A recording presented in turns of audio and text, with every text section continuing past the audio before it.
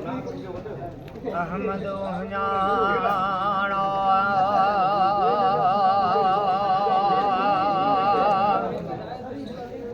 हकीकत में वो हबीब नबी करीम जी अला अजब जहिड़ी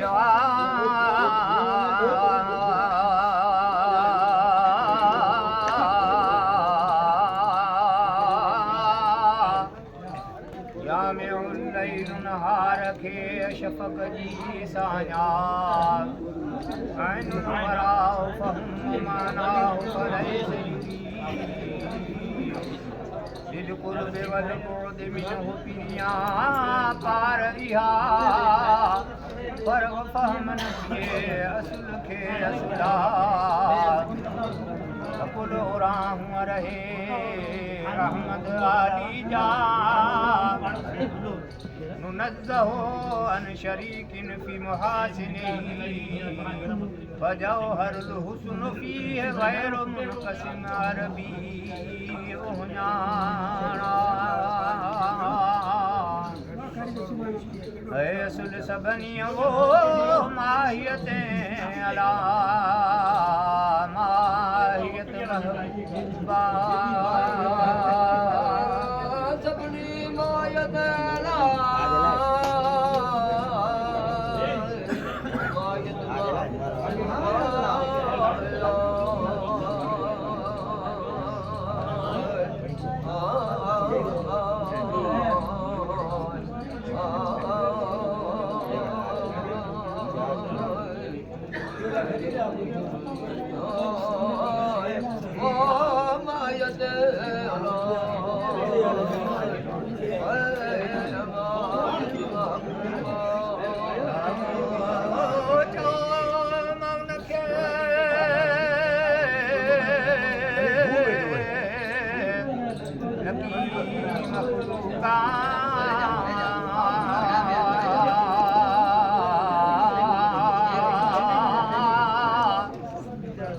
मागन हो पूरी पहनारा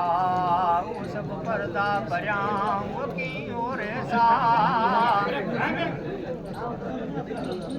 पूरा ना है मुल्क में को सैयद शरीका पधरो पतमन मिथिए अदद मुरना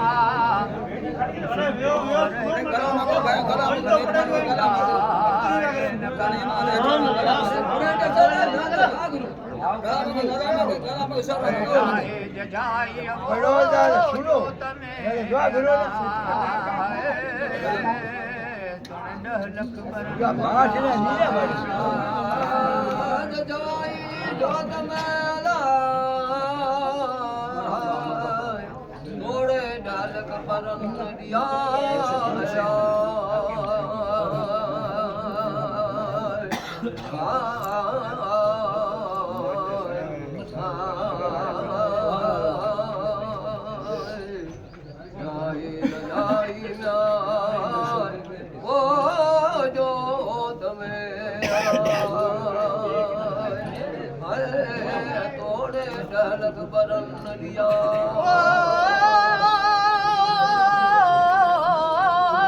सरवर आखिर सूरत में मोहर मजमाना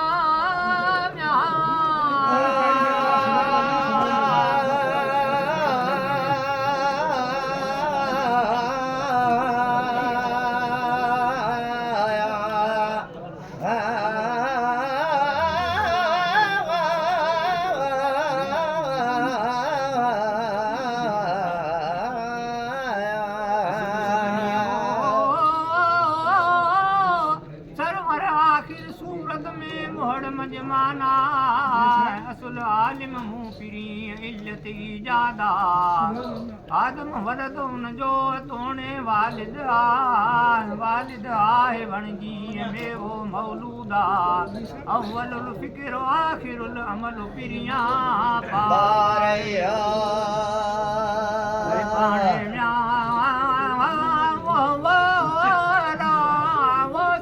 पाण में सब उन सब बा